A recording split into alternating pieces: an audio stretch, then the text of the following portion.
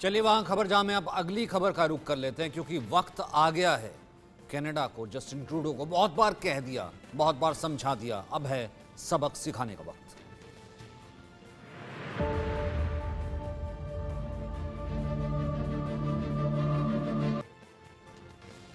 भारत और कनाडा के रिश्ते तल्ख हो चले हैं।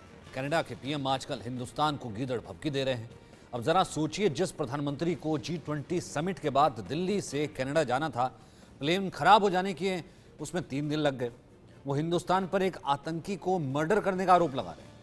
आतंकियों के बीच वर्चस्व की लड़ाई में जब कोई आतंकी मर रहा है तो उसका इल्जाम कनाडा के पीएम जस्टिस ट्रूडो ने भारत पर मढ़ दिया। अनाप शनाप वो बयान दे रहे हैं, लेकिन कनाडा के टेरर ट्रिक पर भारत का करारा जवाब आया। पहले देखते हैं कनाडा के पीएम जस्टिन ट्रूडो का क्या बयान है।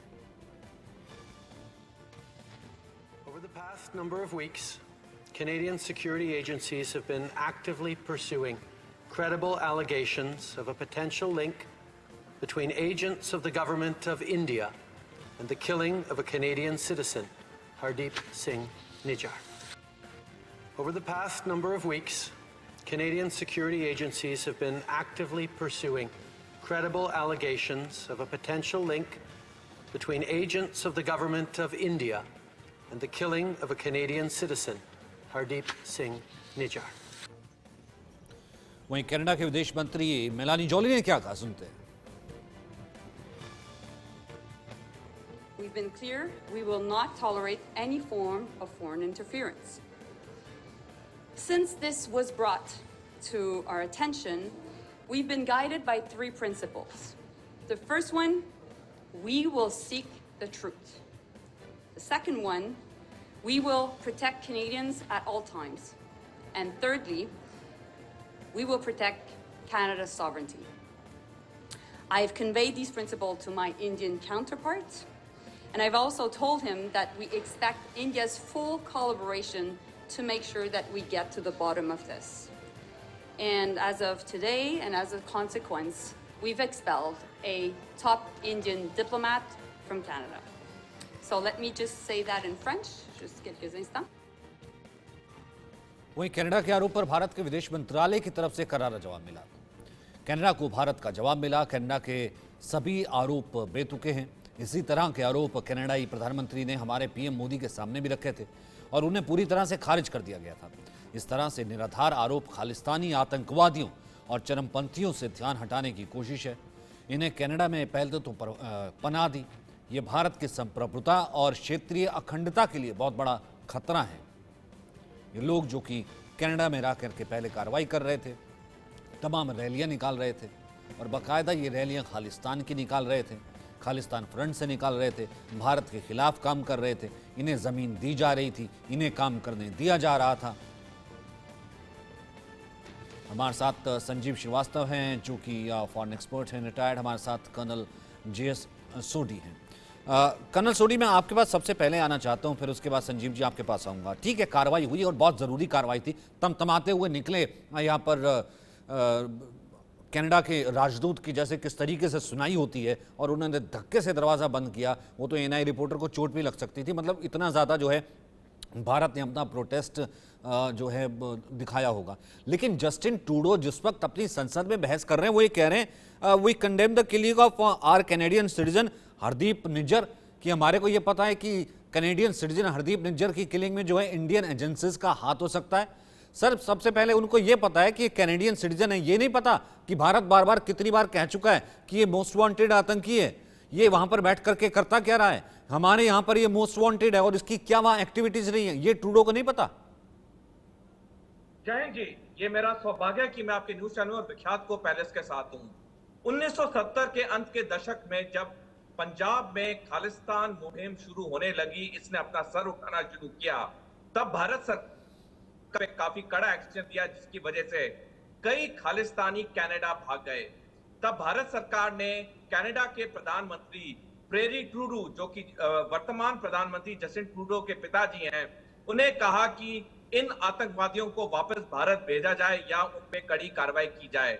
लेकिन प्रेरी ट्रूडो ने कुछ नहीं किया।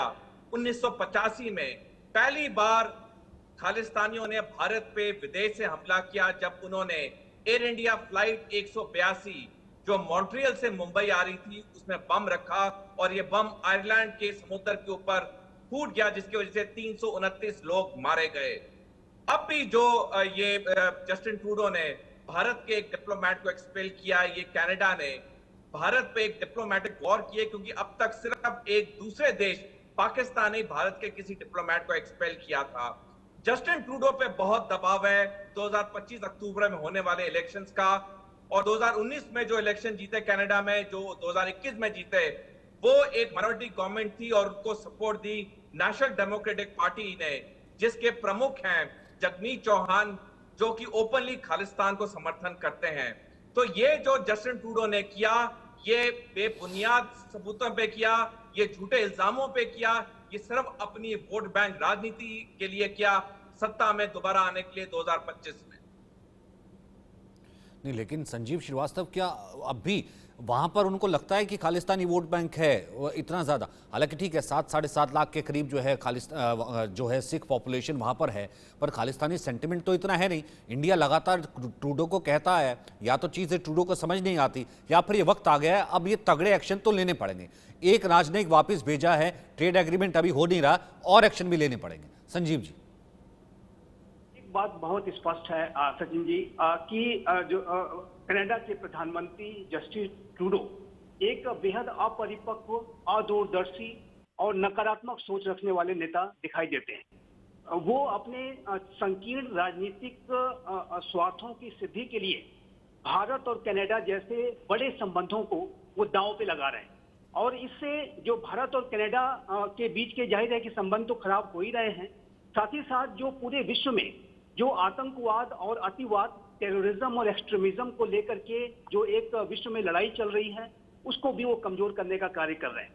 वर्तमान समय में जैसा कि सोडी साहब ने कहा कि वो एक अल्पमत की सरकार चला रहे हैं, और उस अल्पमत की सरकार को न्यू डेमोक्रेटिक पार्टी और उसका जो नेता है जगमीत सिंह, उनका समर्थन हासिल है।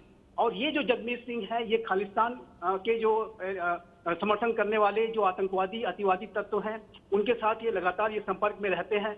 और चाहे वो हरदीप सिंह निज्जर रहा हो, चाहे वो गुरपतवंत सिंह पन्नू हो, या अन्य खालिस्तानी समर्थन करने वाले जो आतंकी तत्व कनाडा की धरती पर शरण लिए हुए हैं, सभी के साथ इस न्यू डेमोक्रेटिक पार्टी के गहरे संबंध हैं। और जस्टिन ट्रूडो जो अपने सरकार को चलाने के लिए, अपने क्षुद्र राजनीतिक स्वार्थों की सिद्धि के लिए, वो जाहिर है कि भारत और कनाडा जो विश्व के दो बड़े लोकतांत्रिक राष्ट्र हैं, दोनों के जाहिर है कि बड़े परंपरागत और गहरे संबंध रहे हैं, उनको वो दांव पे लगा रहे हैं। और ये जाहिर है कि कनाडा के राष्ट्रपति ना जस्टिन ट्रूडो की अपनी छवि के लिए भी अच्छा नहीं है, कनाडा की छवि के लिए भी अच्छा नहीं है। साथ ही साथ एक बात मैं और कहूंगा कि ये जो कदम कनाडा उठा रहा है कि वो खालिस्तानी समर्थकों को, जो आतंकी हैं, जो अतिवादी हैं, उनको यदि सपोर्ट करने का कार्य अपने राजनीतिक स्वार्थों की सिद्धि के लिए कर रहा है, तो ये जो एलिमेंट्स हैं, ये कनाडा की सोसाइटी के लिए भी घातक साबित होंगे। और ये जो एलिमेंट्स हैं, ये जाहिर है कि इनका ये अपने आतंकी मंसूबों को अंजाम देने के लिए हर तरीके की साजिशें रचते हैं, और ये कनाडा के लिए भी निसंदेह खतरा बनेंगे। इस बात को जस्टिन ट्रूडो की सरकार नहीं समझ पा रही है। बात है, जो फॉरेन सॉइल पर बैठ के इंडिया के खिलाफ ऐसे साजिश रच रहे हैं और खालिस्तानी मूवमेंट को पाकिस्तान के पैसे से जिंदा रखे हुए हैं, और लगातार देखिए ब्रिटेन ने जो है वहाँ पर एक्शन लिया, अमेरिका में एक्शन लिया, किसी जगह पर अभी कोई एक्टिविटी चलती नहीं है। पाकिस्तान चाहता ही है रिवाइव किया जाए। किसान आंदोलन के वक्त हमने ये देखा था कि पुन्नू के पोस्टर, तमाम चीज़ें सामने आई थी। तो सोडी साहब, इसका इलाज क्या है?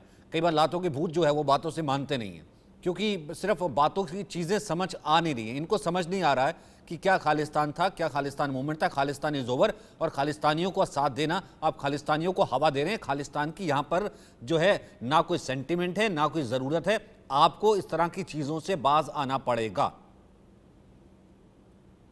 कनाडा और जस्टिन ट्रूडो को एक बात याद रखनी चाहिए, जो अमेरिकी की secretary of state Hillary Clinton ने कही थी जब वो 11 अक्टूबर 2011 को पाकिस्तान के दौरे पे गई थी, और उन्होंने आतंकवाद के रेफरेंस में कहा था कि वो लोग जो अपने घर के पीछे सांप पालते हैं, उन्हें याद रखना चाहिए कि एक दिन ये सांप उन्हें भी डसेंगे।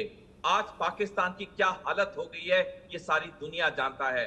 अगर कनाडा ने अपने आप को नहीं सुधारा, वो दिन दूर नहीं है जब कनाडा भी पाकिस्तान की तरह बन जाएगा। जहां तक हम क्या कर सकते हैं, भारत सरकार ने हर अंतर्राष्ट्रीय फोरम में इस मुद्दे को उठाया है। जो भी हमारे डिप्लोमेटिक मिशन वहां पे मिशन हैं वो इस मुद्दे को उठाते रहे हैं। हमारे फॉरेन मिनिस्टर, प्राइम मिनिस्टर इस बात को उठाते रहे हैं। जो भारत कर सकता था, भारत ने हर अंतर्राष्ट्रीय फोरम में, हर बायलैटरल मीटिंग में इस मुद्दे को उठाया है। और भारत को ये अब हर अंतर्राष्ट्रीय फोरम में ये बात बार बार कहनी चाहिए कि कनाडा में कितने भारत विरोधी और हिंदू विरोधी गतिविधियां हो रही हैं। हमें पूरी दुनिया को लगातार सूचित करना होगा कि कनाडा दूसरा दुनिया का टेररिज्म का एपिसेंटर बन रहा है, जैसे पाकिस्तान है। ये खबर इतनी ग्रेव है, ये दूसरा जो है एपी सेंटर बनने जा रहा है, चीजें इस तरीके से रेडिकलाइज कर रहा है। लास्ट 30 सेकंड, संजीव जी आपका कमेंट। देखिए, बिल्कुल कनाडा की जो वर्तमान सरकार की जो सोच है, जिस तरीके से वो अपने क्षुद्र राजनीतिक स्वार्थों की सिद्धि के लिए अपने विदेश नीति को दांव पे लगा रहे हैं, भारत जैसे बड़े राष्ट्र के साथ अपने संबंधों को दांव पे लगा रहे हैं, इससे कनाडा को बहुत ही ज्यादा नुकसान होने जा रहा है। अभी आप देखिए तो इसी तनाव की वजह से भारत और कनाडा के बीच में एक जो ट्रेड डील को लेकर के नेगोशिएशन चल रहा था, वो भी जो है अब ठंडे बस्ते में चला गया है। कनाडा इस बात को अच्छी तरह से जानता है और समझता भी है कि जो इंडो पैसिफिक रीजन है वो इस पूरी 21वीं सदी का सबसे महत्वपूर्ण रीजन है और इस इंडो पैसिफिक रीजन में भारत की जो भूमिका है सबसे अधिक महत्वपूर्ण है।